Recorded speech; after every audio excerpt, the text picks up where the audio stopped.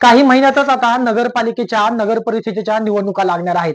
त्याच पार्श्वभूमीवर दौंड शहरात आणि अनेक ठिकाणी प्रभागामध्ये सामाजिक कार्यकर्ते आणि माजी नगरसेवक फिरताना दिसत आहेत आणि जे उर्वरित काम आहे ते उर्वरित काम करण्यासाठी आता पुढे सरसावताना दिसत आहेत.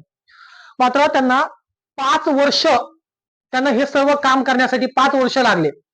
5 वर्षात एकदाही त्यांनी काही प्रभागामध्ये काही नगरसेवक फिरले नाही. मात्र काही प्रभागामध्ये काही नगरसेवकांचं काम चांगलं आहे. काही प्रभागामध्ये काम प्रगतीपथावर देखील गेले आहेत आणि ते प्रभागामध्ये काम करत असताना नगरसेवकांना देखील काही लोक अडथळा निर्माण करत आहेत. आणि आपण त्यावेळेस प्रभागामध्ये नगरसेवक असताना कधीही कामं केले नाही आणि दुसऱ्या कामाच्या श्रेय घेणे, त्या कामाला कसं पुढे जाऊन आम्हीच केलं सांगणं हे दौंड शहरामध्ये पाहायला मिळतंय. तर नागरिकांना एकच सांगेल, 5 वर्षामध्ये कोणता नगरसेवक तुमच्या मदतीला धावून आला, कोणता सामाजिक कार्यकर्ता 5 वर्ष तुमच्या सोबत राहिला, तुमच्या समस्येचं निराकरण केलं, अशा लोकांना निवडून द्या.